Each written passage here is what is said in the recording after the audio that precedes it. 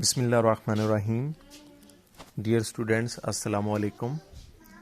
آج ہم اپنے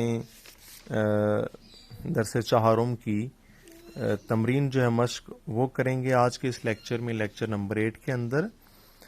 چوتھا سبق جو کہ ہم نے رباعیات ابو سعید ابو الخیر پڑھا تھا اس کی مشق ہے، اور مشق کی جانب آتے ہیں جس میں پہلا سوال جو کہ آپ کے سامنے ہے، کتاب میں بھی یقیناً آپ کے پاس موجود ہے کہ در رباعی اول شاعر چھ کثیرہ خطاب کردہ است، کہ جو پہلی رباعی تھی 3 رباعیات میں سے پہلی، اس میں شاعر یعنی شیخ ابو سعید ابو الخیر نے کس سے خطاب کیا، یعنی کس سے وہ مخاطب تھے. تو جواب جو ہے وہ صرف اتنا بنتا ہے کہ اللہ تعالیٰ سے مخاطب تھے. سوال نمبر 2، اگر خواہی کہ دولت ابرار بے تو رسد باید چکار کنی، کہ اگر تو چاہتا ہے کہ تجھے نیک لوگوں کی دولت میسر آئے تو تمہیں کیا کرنا چاہیے. تو اس سوال کا جواب یہی بنتا ہے کہ مجھے یہ کرنا چاہیے کہ میری ذات سے کسی کو کوئی بھی تکلیف جو ہے وہ نہیں پہنچنی چاہیے. اور پھر آتے ہیں سوال نمبر 3 کی طرف کہ شاعر دربارہ یہ مرگ و رزق چه گفته است، کہ شاعر نے موت اور رزق یعنی ان 2 چیزوں کے بارے میں کیا کہا ہے، موت کے بارے میں اور رزق کے بارے میں.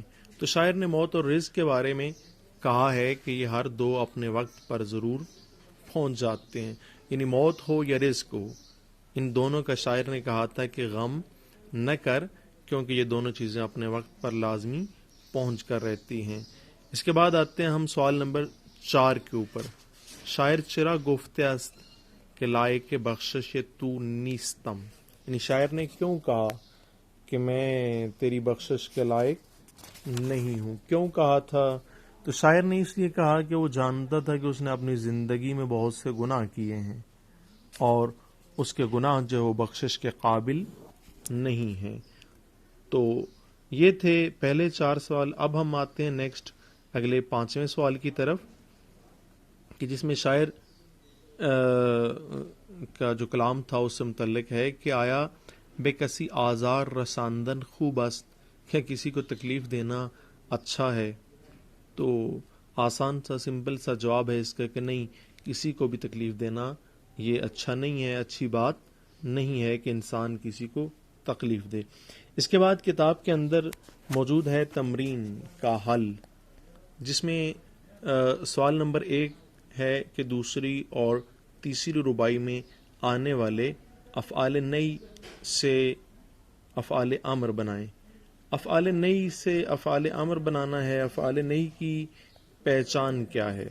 ٹھیک ہے، تو وہ الفاظ کے جن کے شروع میں میم لگا ہو، مانا نہ کا دے رہے ہوں، یا نون لگا ہوا ہو اور نہ کا مانا آتا ہو، ان کو ہم افعال نہیں کہتے ہیں. جیسے یہاں پہ 4 لفظ ہیں، چاروں کے چاروں میم کے ساتھ آئے ہیں. جیسے پہلا ہے ما پسند، یعنی پسند نہ کر، میں اندیش اندیشہ نہ کر، اور مخور مت کھا، من اگر مت دیکھ. تو یہ 4 افعال نہیں تھے. ان کو اگر آپ افعال امر بنانا چاہتے ہیں تو میم کی جگہ پہ آپ بے لگا دیں، یعنی بے پسند، بے اندیش، بے خور، بے نگر.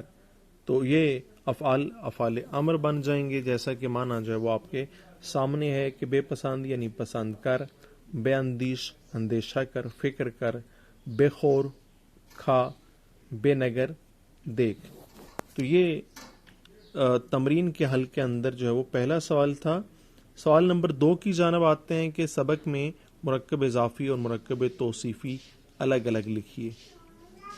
تو مرکب اضافی اور مرکب توصیفی میں ہم پہلے بھی ان دونوں مرکبات پر بحث کر چکے ہیں کہ جس کے ترجمے میں را، رے، ری، کا، کے، کی یا نا، نے، نی کا معنی آئے، وہ مرکبات جو ہیں وہ مرکب اضافی ہوتے ہیں. اور اس میں کوئی صفت آ جائے، اچھا برا ہونا، ٹھیک ہے، بڑا چھوٹا پتلا، تو وہ مرکب توصیفی کہلاتا ہے. اب یہاں جو مرکبات تھے جیسے راہ تو تیرا راستہ، را آ گیا ہے، مرکب اضافی ہے.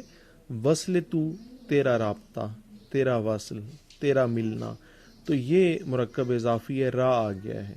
روئے تو تیرا چہرہ، یہاں پہ بھی را علامت ہے مرکب اضافی کی. نام تو تیرا نام، یہ بھی مرکب اضافی ہے. غم رزق، رزق کا غم، تو کا جو ہے وہ علامت ہے مرکب اضافی کی. وقت خیش، اپنا وقت، نا علامت ہے مرکب اضافی کی. دولت ابرار، نیک لوگوں کی دولت. تو لفظ کی جو ہے وہ یہاں پہ مرکب اضافی ہے. یہ مرکبات جو ہیں وہ مرکب اضافی تھے جن کو ہم نے یہاں اس سائٹ پہ پڑھا ہے. اب آتے ہیں مرکب توصیفی کی طرف. دل ریش، زخمی دل. اب یہاں پہ دیکھیں را یا کا یا نا، یہ اس طرح کے الفاظ بیچ میں نہیں آئے. دو لفظوں میں ہی ترجمہ ہوا زخمی دل، یعنی دل کا زخمی ہونا اس کی صفت ہے، اور جہاں صفت آ جائے اس مرکب کو ہم مرکب اضافی کہتے ہیں. اب آتے ہیں سوال نمبر 3 کی جانب. سوال نمبر 3 یہ تھا کہ رباعیات میں قافیہ اور ردیف پہچانیے. ٹھیک ہے، تو قافیہ اور ردیف یہ ہے کہ جو اینڈ پہ لفظ استعمال ہوتا ہے جو بالکل نہیں بدلتا، اس کو ہم ردیف کہتے ہیں. جیسے کہ پہلی رباعی کے اندر آپ نے دیکھا کہ سب جگہ پہ است کا لفظ لگا ہوا ہے، است است است. تو یہ است جو ہے یہ ردیف ہے جو نہیں بدلا.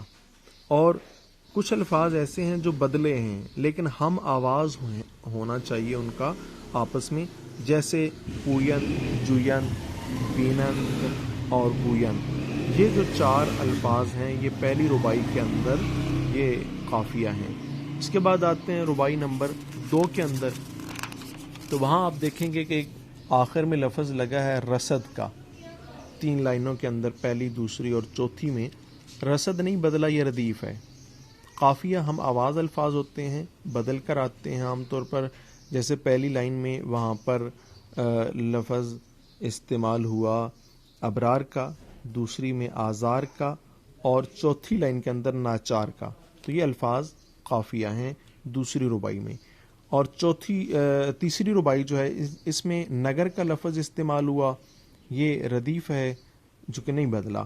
اور جو الفاظ بدلے ہیں لیکن ہم آواز ہیں، جیسے درویش، خیش، ٹھیک ہے، بخشایش اور دل ریش، ریش جو ہے، یہ الفاظ قافیہ کہلائیں گے. اب ہم آتے ہیں اس سبق سے متعلق کچھ جو معروضی سوالات ہیں، MCQs ہیں، ان کی جانب. تو معروضی سوالات کو آپ دیکھیں. پہلا سوال آ رہا تھا رباعی کا لفظ کس عربی لفظ سے نکلا ہے؟ تو بے جز اس کا جواب ہے رے بے عین رب سے. یہ ہم پڑھ چکے ہیں شروع میں پچھلے لیکچر کے اندر.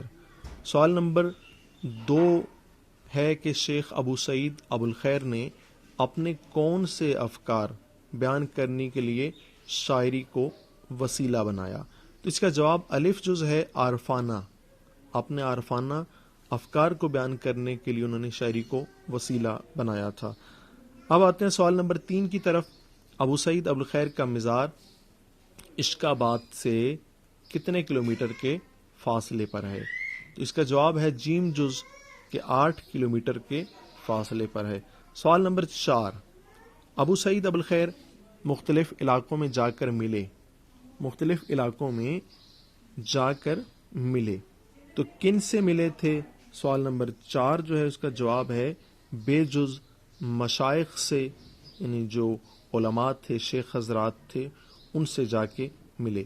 اور سوال نمبر 5 آخری سوال ہے آج کے اس لیکچر کے اندر کہ 967 عیسوی کس شاعر کا سال پیدائش ہے؟ تو اس کا جواب بنتا ہے دال جز شیخ ابو سعید ابو الخیر کا. تو یہیں پر ہمارا یہ آج کا لیکچر مکمل ہوتا ہے، اور اسی کے ساتھ جو ہے سیکنڈ ایئر کی کلاس میں ہم نے اپنے 4 سبق جو ہیں وہ مکمل کر لیے ہیں بما مشق اور تمرین کے ساتھ. اور تمرین میں میں آپ تمام اسٹوڈنٹ سے یہ کہوں گا، ریکویسٹ کروں گا کہ لازمی جو ہے وہ کاپی پینسل لے کر اس کے اوپر لکھیں، مشق کریں. تمرین جو ہے وہ آپ لکھیں گے تو انشاءاللہ آپ کو جلدی یاد ہوگی اور کبھی بھی پھر بھولے گی نہیں. امتحان میں زیادہ سے زیادہ فائدہ حاصل ہوگا. اللہ رب العزت جو ہے وہ آپ کا حامی و ناصر ہو. اللہ حافظ، خدا حافظ.